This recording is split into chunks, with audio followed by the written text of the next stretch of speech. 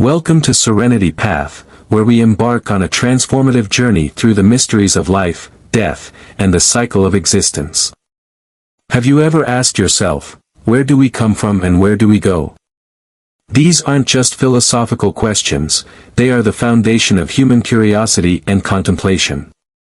In today's video, we will explore multiple perspectives on life's origins and the path that follows death, diving deep into the profound teachings of Buddhism.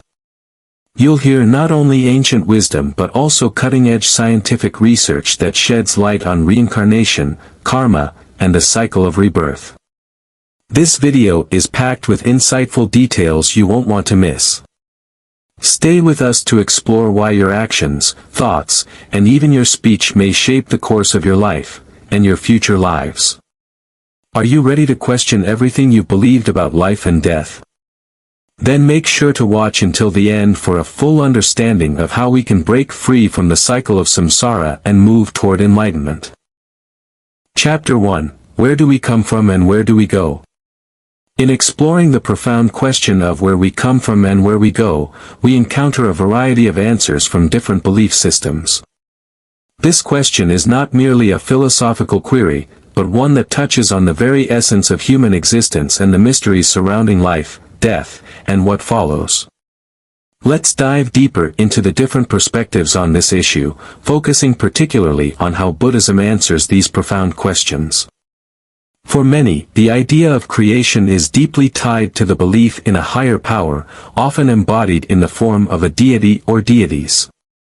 In religions such as Christianity, Islam, and Judaism, it is believed that humans were created by a divine being, and their life's journey is determined by the will of this higher power. The ultimate fate of a person after death is typically dictated by their beliefs and actions during their life.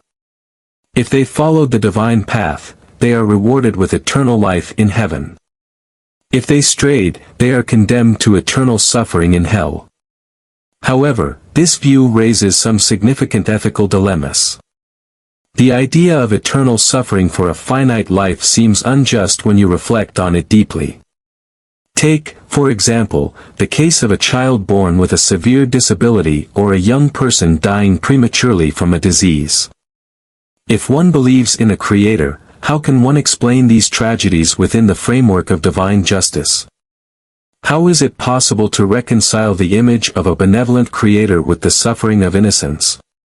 Moreover, the idea that a mere 60 or 70 years of life, whether spent in faith or in sin, can determine an eternity of bliss or torment raises questions about fairness and proportionality. This perspective does not fully address the complexity of human suffering and raises critical questions about the nature of divine justice and mercy. On the other side of the spectrum, the scientific community offers a radically different perspective. Science explains the origin of life through the lens of biology and natural processes. Human beings, according to this view, come into existence through conception, the union of sperm and egg, and live their lives driven by biological and psychological factors. When we die, our physical bodies decay, and our consciousness ceases to exist. Life, from this standpoint, is a brief phenomenon, an accident of nature, and death is simply the end.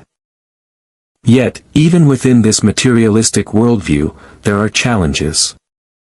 How, for instance, does one explain the phenomenon of consciousness? The human mind, with its depth of awareness, thoughts, emotions, and perceptions, is not easily reduced to the simple sum of its biological parts. Consciousness remains one of the great mysteries of modern science. Researchers in fields like parapsychology have proposed that there may be elements of consciousness that exist beyond the physical brain, and phenomena such as telepathy and near-death experiences complicate this materialistic framework. One prominent figure who recognized the limitations of scientific explanations was the famous physicist Albert Einstein.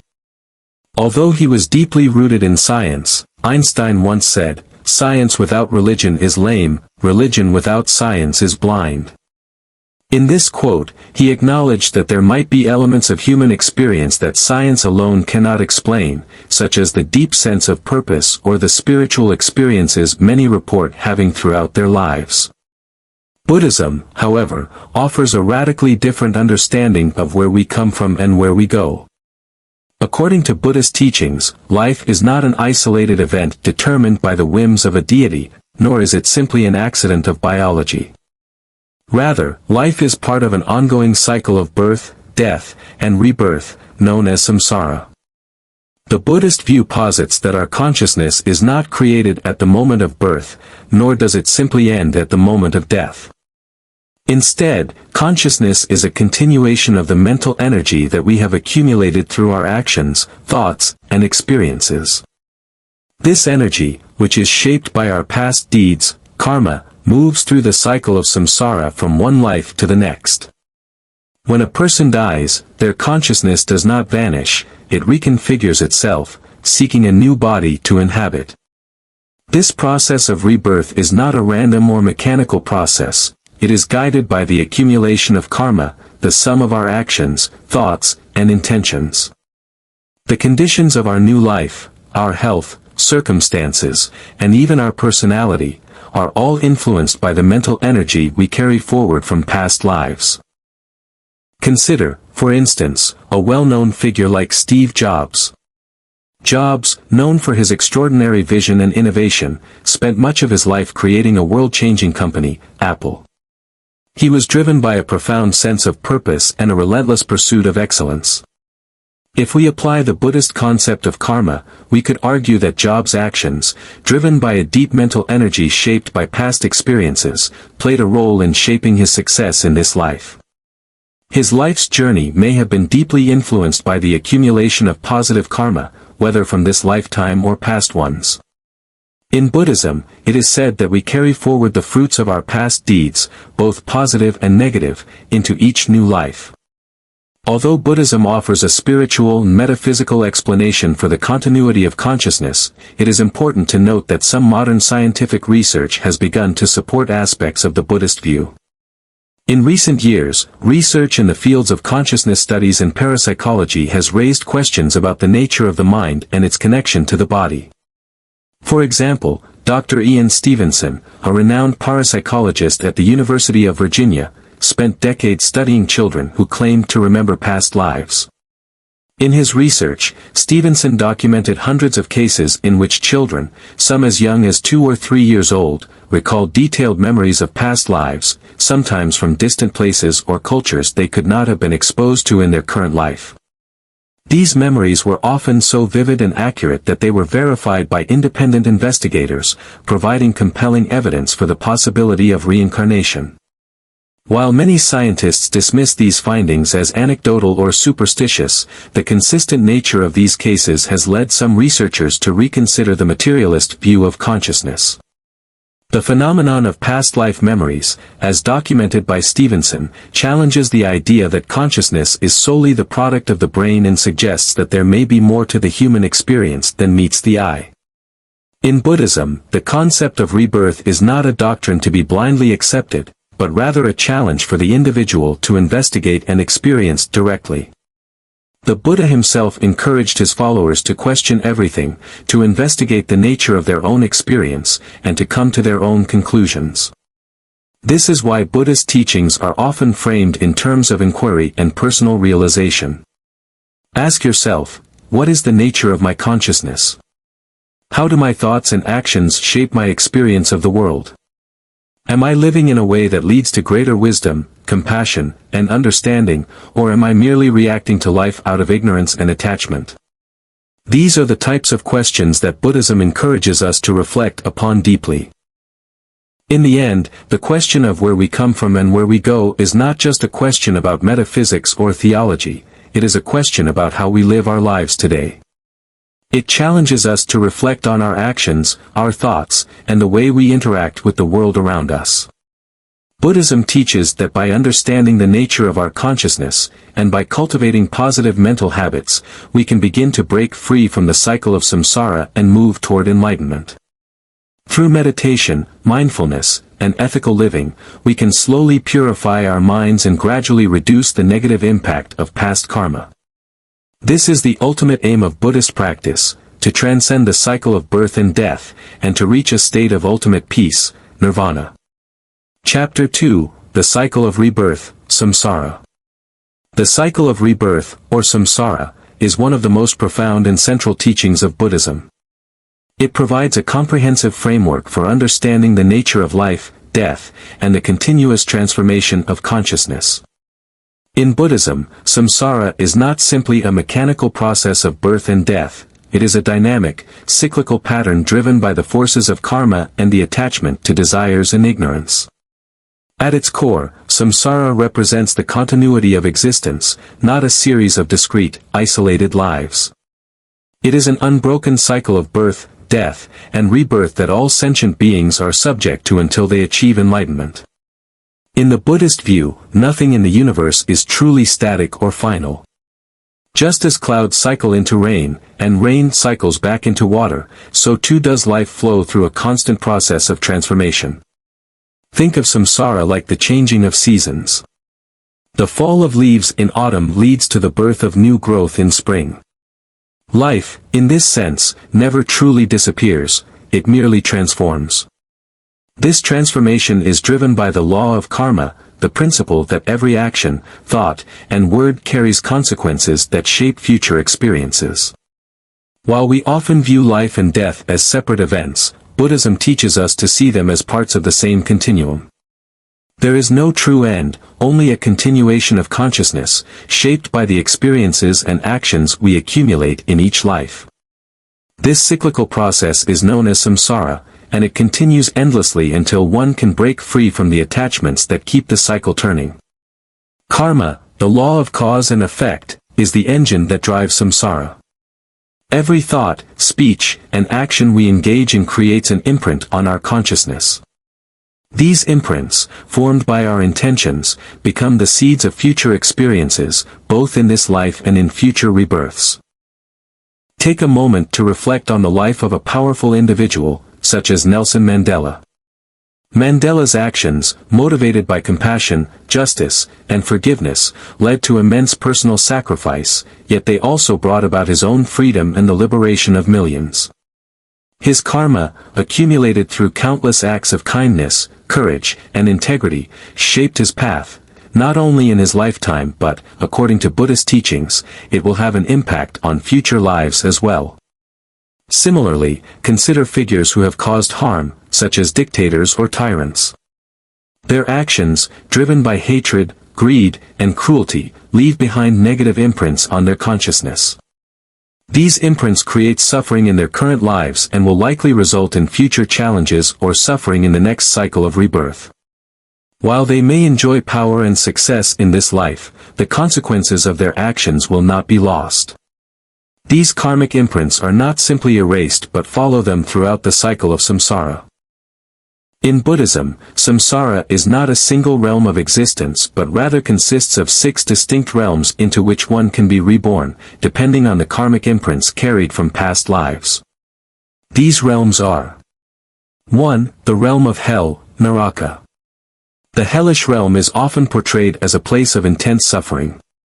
However, in Buddhist terms, hell is not a permanent place of eternal damnation but a state of existence characterized by extreme torment, frustration, and despair.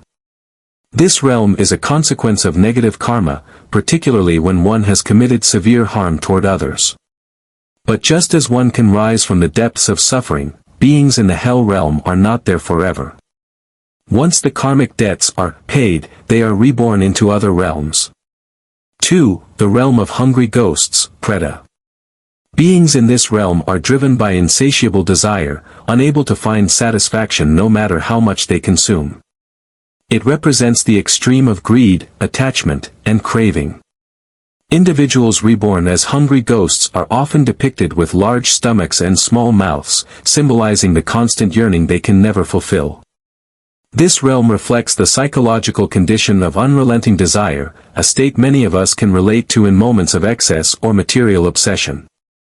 3. The animal realm, Tiriyak. The animal realm represents ignorance and instinctual behavior. Beings born in this realm are driven by survival instincts, with little capacity for higher reasoning or moral awareness. They live in fear, constantly seeking food and safety. While animals are often seen as innocent creatures, the Buddhist view suggests that being born as an animal is the result of karmic ignorance, being driven by desire, attachment, or lack of awareness in previous lives. 4. The human realm, Manushya. The human realm is considered the most fortunate because it provides a balance of pleasure and suffering that allows for spiritual growth. Human beings are capable of wisdom and moral reasoning, making it possible to transcend ignorance and attachment. We experience both joy and sorrow, and these experiences give us the opportunity to learn, practice mindfulness, and seek enlightenment. The human realm is often seen as the realm where liberation from samsara is most possible, as we have the capacity to make conscious choices that can break the cycle of suffering. 5. The Asura realm, Asura. The Asura realm is inhabited by powerful, yet often jealous and competitive beings. Asuras are frequently depicted as fighting with gods, symbolizing the struggle between ambition and spiritual growth. These beings have strength and authority but are often trapped in anger, resentment, and dissatisfaction. The Asura realm represents the dangers of unchecked ambition and the suffering that comes from attachment to power and control. 6. The heavenly realm, Deva. The heavenly realm is one of bliss and pleasure. Beings born here experience profound happiness and comfort, free from the suffering that characterizes the other realms. However, beings in this realm are often complacent, unaware of the impermanence of their happiness. They become attached to their comfort and fail to seek spiritual growth, eventually being reborn into less favorable conditions when their karma runs out. In Buddhist terms, the heavenly realm is seen as a temporary state, not a permanent destination. While samsara is the natural condition of beings in the world, Buddhism teaches that it is possible to break free from this cycle. The key to liberation lies in overcoming the root causes of samsara, attachment, ignorance, and desire. Through practices such as meditation, mindfulness, and the cultivation of ethical conduct, one can begin to transform the mental habits that keep the cycle of samsara in motion. An example of breaking free from samsara can be seen in the life of the Buddha, who, after many lifetimes of rebirth, realized that the way to end suffering was to transcend the cycle entirely. By renouncing attachment and practicing profound meditation, he achieved nirvana, a state beyond samsara, free from birth, death, and rebirth. The Buddha's journey shows that liberation is not only possible, but it is the ultimate goal of Buddhist practice. As you reflect on samsara and its implications for your own life, ask yourself, what attachments or desires are keeping me bound to this cycle? How can I change my actions, speech, and thoughts to break free from suffering? These are not easy questions, but they are the core of Buddhist practice. Through mindfulness and awareness, we can begin to see our habits more clearly and take steps to break free from the cycle of suffering. Samsara, in the end, is not merely an abstract concept, it is a direct reflection of our daily lives. Each moment of craving, each instance of ignorance, and every action driven by hatred or fear perpetuates our suffering. But each moment of kindness, each act of wisdom, and every thought rooted in compassion is a step toward liberation. By understanding samsara, we begin to see that we are not victims of fate, but active participants in the creation of our own reality. Every action, thought, and word leaves a lasting imprint on our consciousness, shaping our future. Therefore, by cultivating mindfulness and compassion, we can begin to move away from the cycle of samsara and toward a life of peace and enlightenment. Chapter 3: What determines our rebirth? In Buddhism, the question of what determines our rebirth is intrinsically linked to the concept of karma, the law of cause and effect. This principle teaches us that the actions, thoughts, and words we express create the conditions for our future experiences, not only in this life but in future lifetimes. Our karma shapes the course of our existence, determining the realm we are reborn into and the circumstances of our lives. Understanding this principle is crucial for realizing how we can actively influence our future by transforming our present actions. At the heart of Buddhist teachings on rebirth is the idea that karma governs the process of reincarnation. The word karma literally means action, but in the Buddhist context, it refers to the intentions behind our actions, words, and thoughts. Every intentional act, whether positive or negative, creates an energetic imprint on our consciousness, shaping our future experiences. Karma is often compared to planting seeds in a garden. Just as the type of seed determines the type of plant that will grow, the type of actions we perform today determines the experiences we will face tomorrow, both in this life and in future lifetimes. If we plant seeds of kindness, compassion, and wisdom, we will likely reap the fruits of peace and happiness. If we plant seeds of anger, greed, and ignorance, we will encounter suffering and hardship in the future. Consider, for instance, a well-known leader like Mahatma Gandhi. His life was marked by non-violence, compassion, and a deep sense of justice. Gandhi's actions and thoughts were motivated by these virtues, and as a result, his karma led him to become one of the most revered figures in history. His impact on the world, driven by his actions in previous lives and reinforced in this life, left a lasting legacy of peace and change. His example shows how positive karma can shape not only an individual's life but also the broader world. On the other hand, historical figures who have caused harm, such as dictators or tyrants, may have been driven by negative intentions like greed, hatred, and fear. Their karma would have led them to experience suffering and turmoil in their lives, and the imprints of their harmful actions would likely continue to affect them in future rebirths. To truly understand what determines our rebirth, we must first revisit the Four Noble Truths, which form the foundation of Buddhist teachings.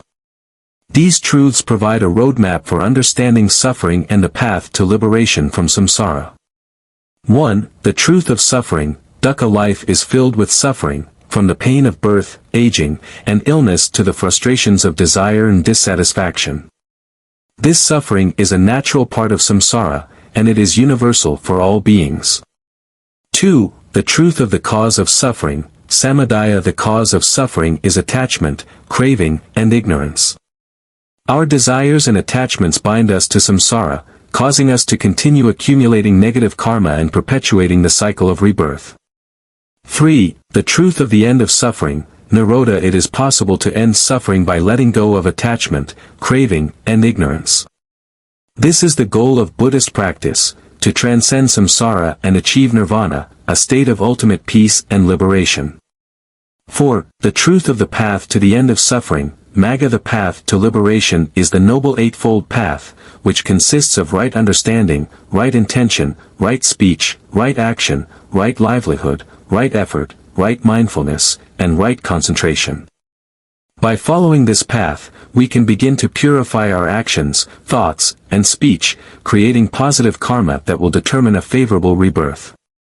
As we work to overcome our attachments and ignorance, we gradually break free from the cycle of suffering and create the conditions for a peaceful, enlightened existence. What often binds us to samsara is the three poisons: ignorance, greed, and hatred. These poisons cloud our judgment, leading us to act in ways that perpetuate suffering. They are the root causes of negative karma, and they determine the nature of our rebirths. 1. Ignorance. Moha. Ignorance refers to our inability to see things as they truly are. It is the fundamental misunderstanding that leads us to believe that the world is permanent, that we are separate from others, and that our desires will bring lasting happiness. This ignorance binds us to the cycle of samsara and shapes our rebirth in the realm of suffering.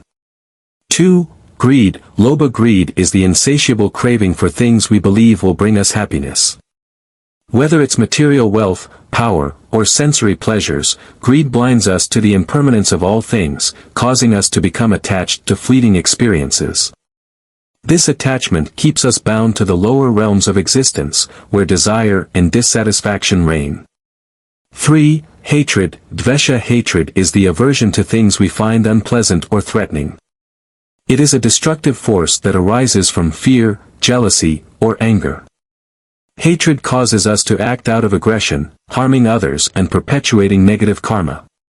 This negative energy often leads to rebirth in the hellish or hungry ghost realms, where beings experience suffering and dissatisfaction. The antidotes to these poisons are the three virtues: wisdom, generosity, and compassion. By cultivating wisdom, we can dispel ignorance; by practicing generosity, we can counter greed; and by cultivating compassion, we can overcome hatred. These virtues purify our karma and set us on a path toward positive rebirth. As discussed in the previous chapter, there are 6 realms of existence in samsara, and the realm into which we are reborn is determined by the quality of our karma. The actions, thoughts, and intentions of our past lives create the conditions for our future experiences. 1. The realm of hell, naraka, a state of intense suffering, resulting from extremely negative karma such as violence, cruelty, and hatred. 2. The realm of hungry ghosts, preta beings in this realm are driven by insatiable desires and cravings that can never be fulfilled. This realm is a result of greed and attachment. 3. The animal realm, Tiriac beings in this realm are driven by instinct and survival, lacking the capacity for higher reasoning. This realm reflects ignorance and mental confusion. 4. The human realm, Manushya, the most fortunate realm for spiritual progress, where beings experience both joy and suffering, providing opportunities for growth and liberation. 5. The Asura realm, Asura beings in this realm possess great power and strength but are often consumed by jealousy, pride, and anger. Their actions are motivated by desire for control and status. 6. The heavenly realm, Deva, a realm of pleasure and bliss, where beings experience happiness without suffering. However, this realm is impermanent, and beings eventually fall back into samsara once their good karma is exhausted. One of the most powerful teachings of Buddhism is that karma is not fixed; it is possible to change our karma through intentional effort. By engaging in virtuous actions and cultivating positive mental habits, we can purify our karma and create better conditions for our rebirth. The Noble Eightfold Path is a practical guide to transforming our karma. Through right understanding, right intention, right speech, right action, right livelihood, right effort, right mindfulness, and right concentration, we can gradually overcome the poisons of ignorance, greed, and hatred. This transformation is not immediate, but with consistent effort and mindfulness, we can create the conditions for a future that is free from suffering. As you reflect on the teachings of karma and rebirth, ask yourself, what seeds am I planting with my actions today? Am I living with intention and mindfulness, or am I merely reacting to the world around me? How can I cultivate positive karma in my life and create better conditions for my future? By understanding the connection between karma and rebirth, we begin to see that we are not victims of fate but active participants in shaping our future. Every thought, word, and action has the potential to create positive or negative karma. Therefore, by living with awareness, compassion, and wisdom, we can begin to transform our lives and move closer to liberation from the cycle of samsara. Chapter 4: Can we break free from the cycle of samsara? The cycle of samsara, birth, death, and rebirth, is a profound aspect of Buddhist philosophy. It is the continuous movement through various realms of existence, driven by karma, attachment, and ignorance. For many, samsara seems like an unbreakable cycle, one that we are bound to experience forever. However, Buddhism offers us hope. It teaches that it is possible to break free from this cycle, transcending samsara and reaching the state of nirvana, a state of perfect peace and liberation. But how do we break free? What does it take to transcend this endless cycle of suffering? Before we explore how to break free from samsara, it's important to understand the nature of samsara itself. Samsara is often depicted as a wheel, a cyclical process where we are born, we live, we die, and we are reborn into a new life, carrying forward the karma from previous lives. It is a cycle that seems to continue endlessly, driven by our desires, attachments, and ignorance. This cycle is inherently filled with suffering. In Buddhist teachings, it is said that life itself is suffering, From the inevitable process of aging to the pain of loss and the frustration of unfulfilled desires. No matter how much we seek pleasure or happiness in samsara, it is always fleeting. Even the happiest of moments are impermanent, and we inevitably return to suffering. In this light, samsara is not just a metaphysical concept, it reflects our everyday reality. It's the feeling of being caught in a never-ending pursuit of happiness that is always just out of reach. It's the constant desire for more, the fleeting joy of success, and the eventual return to dissatisfaction. But here's the fundamental question: can we break free from this cycle? Can we transcend samsara and reach a state where suffering no longer defines our existence? Buddhism teaches that the root causes of samsara, ignorance, attachment, and desire, can be overcome through mindful effort, ethical living, and meditation. The Noble Eightfold Path is the roadmap that leads us out of samsara. By following this path, we can gradually purify our minds, reduce the attachment to worldly desires, and move toward liberation. 1. Right understanding. The first step toward breaking free from samsara is to develop right understanding. This means understanding the true nature of reality, particularly the impermanence of all things. Nothing in samsara lasts forever. The Buddha's teachings on the Four Noble Truths offer a framework for seeing the world clearly, recognizing that suffering is inherent in life and that the root cause of suffering is our attachment to things that are fleeting. 2. Right intention. Once we understand the nature of suffering, we must cultivate right intention. This is the intention to act out of love, compassion, and wisdom. It is the intention to let go of negative emotions like anger, jealousy, and fear, and to replace them with kindness, generosity, and patience. Right intention is the foundation of ethical behavior and leads us toward actions that accumulate positive karma, gradually breaking the cycle of samsara. 3. Right speech. Our speech plays a significant role in perpetuating samsara. Words can either cause harm or bring peace. Right speech encourages us to speak truthfully, kindly, and constructively. When we speak with awareness and compassion, we reduce the harm we cause and create a more harmonious environment. Through right speech, we start to break free from the toxic patterns of samsara. 4. Right action. Our actions, driven by intention, further shape our karma. Right action involves living ethically, refraining from actions that cause harm to ourselves or others. It means following the 5 precepts in Buddhism, refraining from killing, stealing, lying, engaging in sexual misconduct, and intoxication. Right action creates positive karma, which can lead to a more favorable rebirth and, ultimately, liberation from the cycle of suffering. 5. Right livelihood. Right livelihood means earning a living in a way that does not harm others or perpetuate suffering. It is about making ethical choices in our work, ensuring that our livelihood aligns with our values and does not contribute to the suffering of other beings. By living mindfully and ethically, we begin to free ourselves from the attachments that bind us to samsara. 6. Right effort. Right effort is the determination to cultivate wholesome qualities and abandon unwholesome ones. This requires persistence and diligence. It involves making the effort to develop virtues such as patience, generosity, and wisdom while gradually letting go of negative traits like greed, hatred, and ignorance. Through right effort, we transform our mind and reduce the mental habits that keep us trapped in samsara. 7. Right mindfulness. Mindfulness is the practice of being fully aware of the present moment. It means observing our thoughts, emotions, and actions without attachment or aversion. Right mindfulness helps us see the impermanence of all things and allows us to respond to life's challenges with clarity and equanimity. It is through mindfulness that we can detach from the habitual reactions that keep us bound to samsara. 8. Right concentration. The final step is right concentration, which involves developing deep states of meditation. By practicing concentration, we cultivate the ability to focus the mind, reduce distractions, and attain inner peace.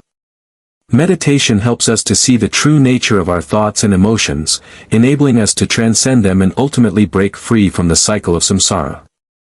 Meditation is one of the most powerful tools in breaking free from samsara. Through meditation, we can directly experience the impermanence of all things and gain insight into the nature of suffering.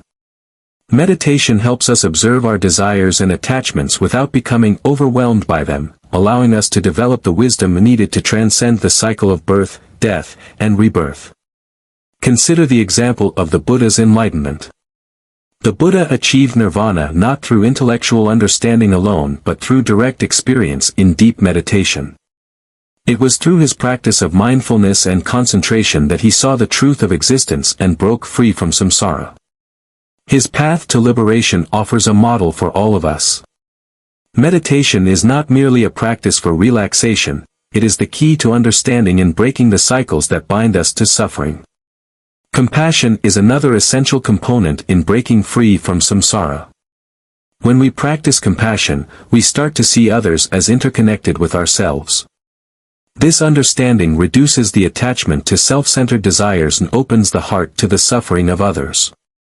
Compassion leads us to act with kindness and understanding, which purifies our karma and brings us closer to liberation.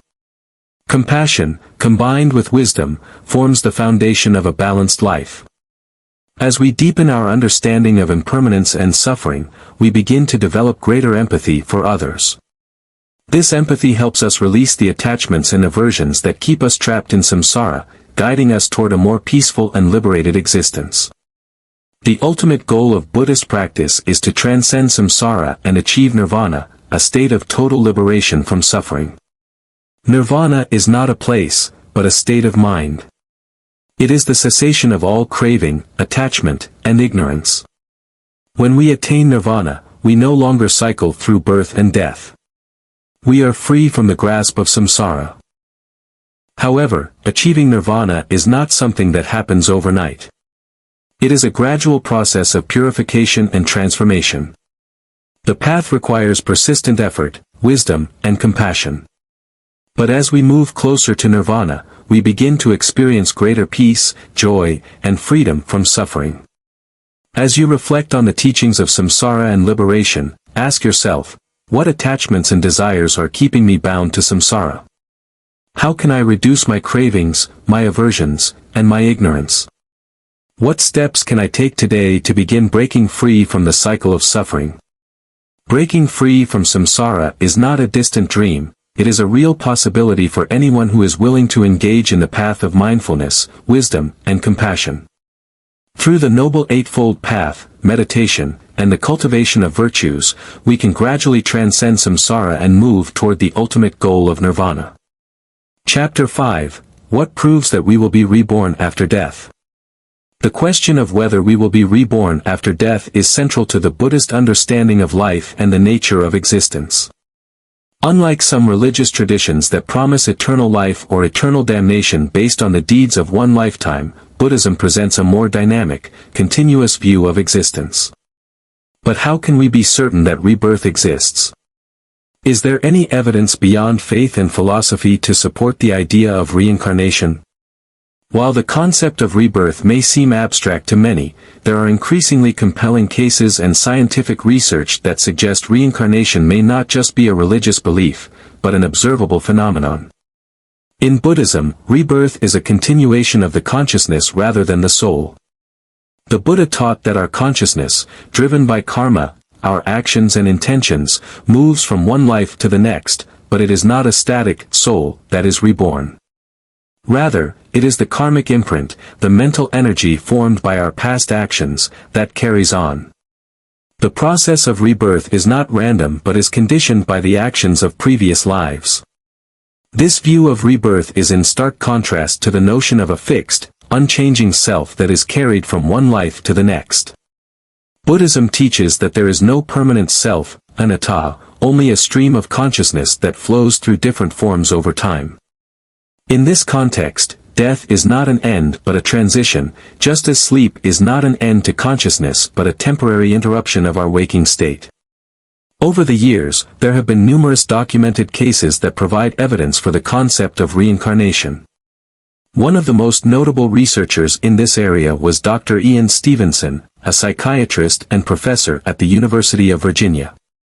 Dr. Stevenson spent over 40 years investigating cases of children who claimed to remember past lives, interviewing hundreds of children across the globe who spoke of experiences that seemed to transcend their current existence. In many of these cases, children reported vivid memories of past lives, including specific details about places, people, and events they could not possibly have known through any normal means.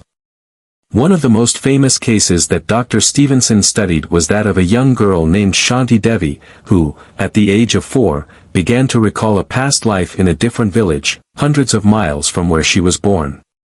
She described her previous family in great detail, naming her husband and children, and recalling events that happened in that life, including her death. An investigation revealed that Shanti's recollections were accurate, and the family she described existed, with the events matching her claims. Dr. Stevenson documented hundreds of similar cases in his books, and his work has been instrumental in bringing the scientific community's attention to the possibility of reincarnation. His research offers compelling evidence that suggests the idea of reincarnation may not be purely a religious or cultural belief, but something that can be examined and studied through the lens of empirical research. One of the most extraordinary cases of past life memories involves a boy named Kamla Devi from India. When he was just a young child, he began to recount memories of his previous life in remarkable detail. Kamla Devi spoke of his family, the house where he had lived, and even described a fatal accident that led to his death in the past life. The details were so accurate that they were verified through interviews with the deceased person's family and neighbors. The child's memories included information that he could not have known through ordinary means. In fact, this case was so extraordinary that it attracted the attention of Indian authorities, who investigated the boy's recollections thoroughly. The case ended with the boy's memories being confirmed, and the family that he spoke of was located. The remarkable accuracy of his memories led many to question the conventional understanding of consciousness and life after death. These types of cases are not isolated. They demonstrate a pattern in which children, often before the age of 5, describe past lives with a level of detail that is nearly impossible to explain by conventional means. This evidence has been consistently observed in numerous cultures and locations, making it difficult to dismiss the idea of reincarnation as a superstition. While the scientific community has traditionally been skeptical of the idea of reincarnation, the accumulation of data from parapsychology has forced many researchers to reconsider. The studies conducted by Dr. Stevenson and his colleagues have led to an increasing body of evidence suggesting that consciousness may transcend the boundaries of a single life. These findings have challenged the materialistic view of consciousness, which holds that consciousness arises solely from the brain and ceases when the body dies. One particularly interesting finding is the consistency of these cases across cultures. Whether the children recounting memories of past lives are in India, the United States, or the Middle East, their stories are often strikingly similar in their level of detail and accuracy. This consistency suggests that there may be something universal about the experience of reincarnation, one that transcends cultural beliefs and geographical boundaries. Even Dr. Jeffrey Long, a well-respected oncologist and researcher of near-death experiences, has written extensively about his findings that challenge the conventional view of consciousness. Dr. Long's research into near-death experiences suggests that there may be a continuity of consciousness even beyond the death of the body, further complicating the scientific understanding of what happens after we die.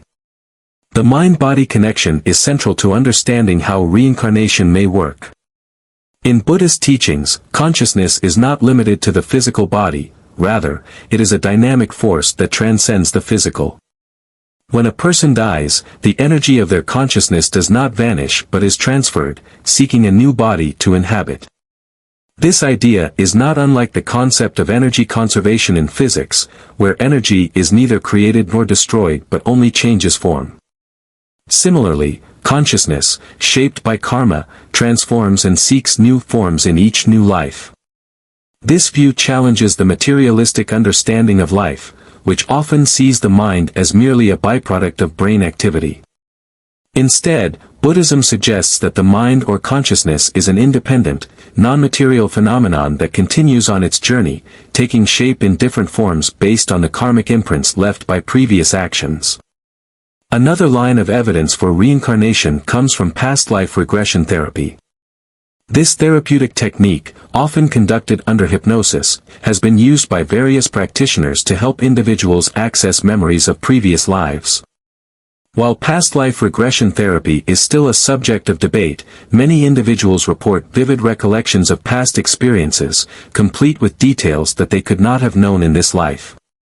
These experiences have led some psychologists and researchers to consider the possibility that the mind may retain memories of previous incarnations, even if they are not immediately accessible in ordinary consciousness. Past life regression therapy has been used to address various psychological issues, helping individuals work through unresolved trauma, fears, and anxieties. The process of accessing memories of past lives can sometimes provide insights into present challenges, further suggesting that there may be a connection between our current lives and previous incarnations.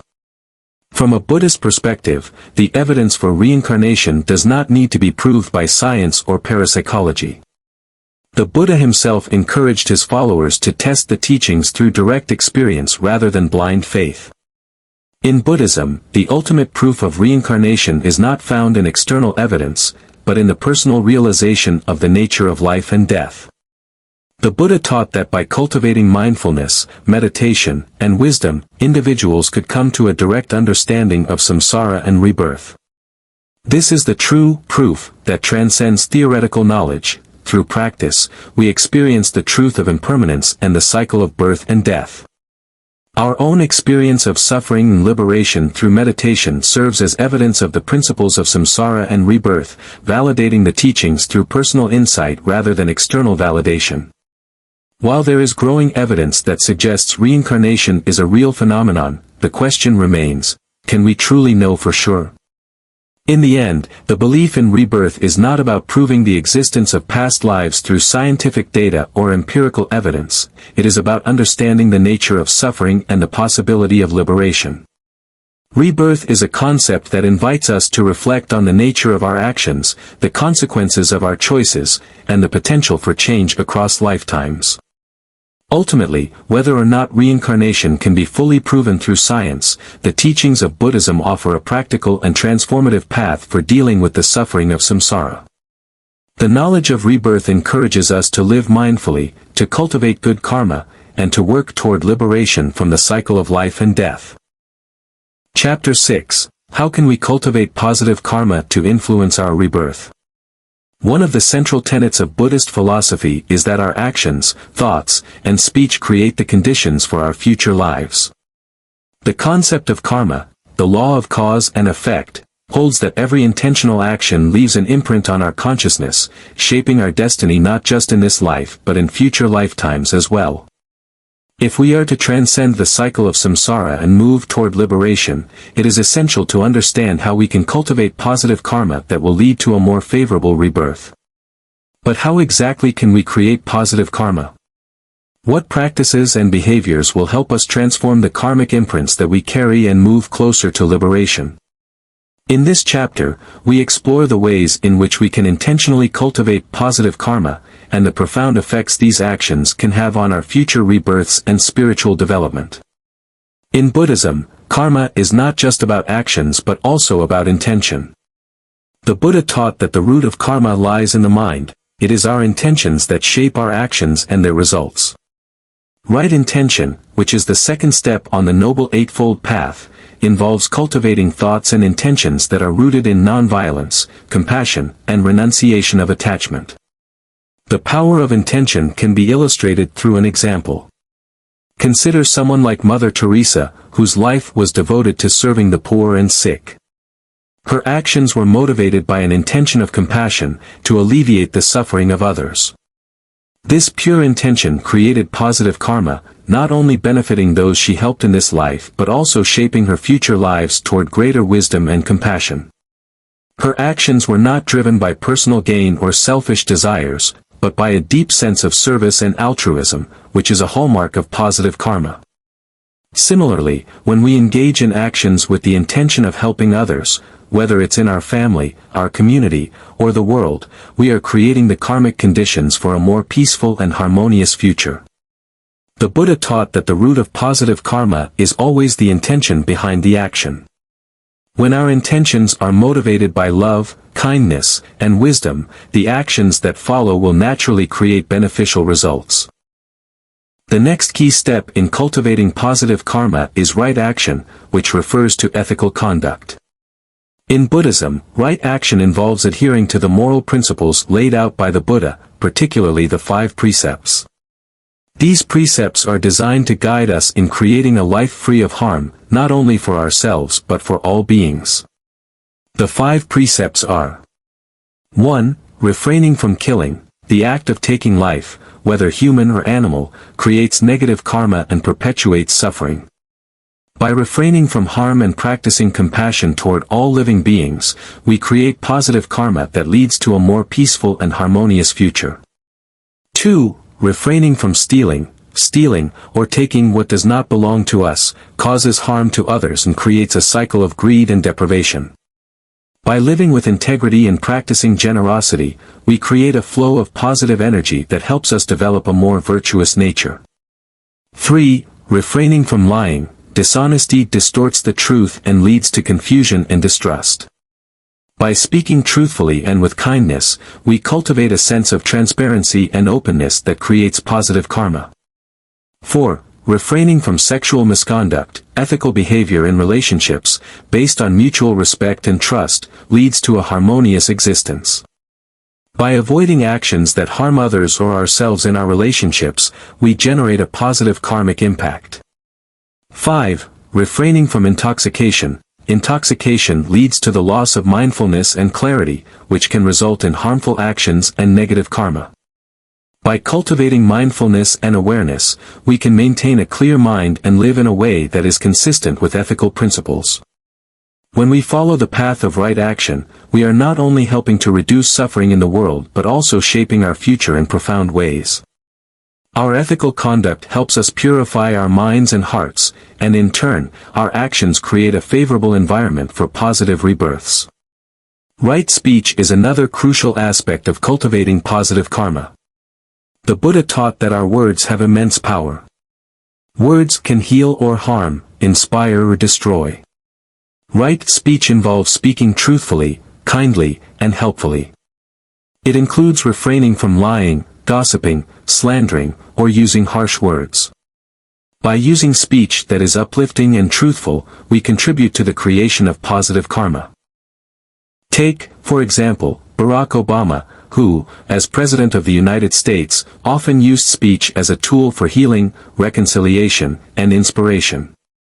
His speeches were crafted to unite people, encourage compassion, and promote understanding. Even in times of national crisis, his words were measured and focused on bringing hope and positive change.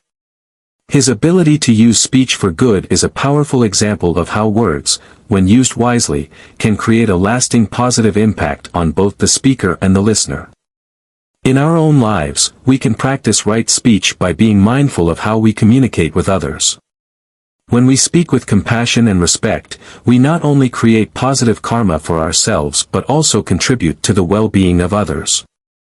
In a world where conflict often arises from misunderstandings, our words can be a bridge for connection and peace. Generosity is one of the most powerful ways to cultivate positive karma.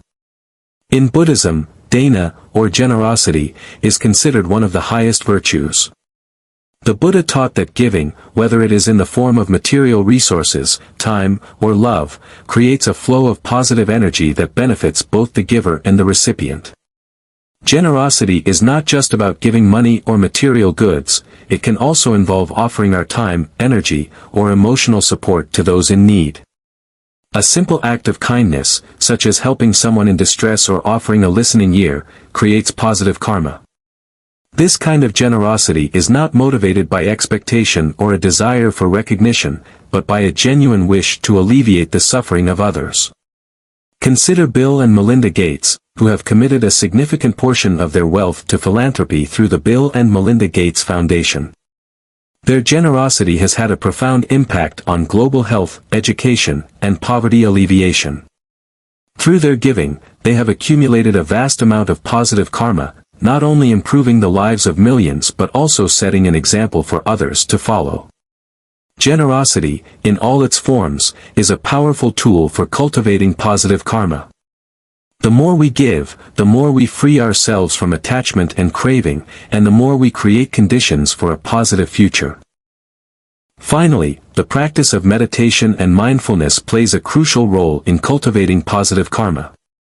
Meditation is the process by which we calm the mind, observe our thoughts and emotions, and cultivate a deep awareness of the present moment. Through meditation, we can gain insight into the true nature of our minds, seeing how our thoughts and emotions drive our actions and shape our experiences. Mindfulness, or sati, is the practice of maintaining constant awareness of our thoughts, speech, and actions. It allows us to be present in the moment, making conscious choices that align with our values and intentions.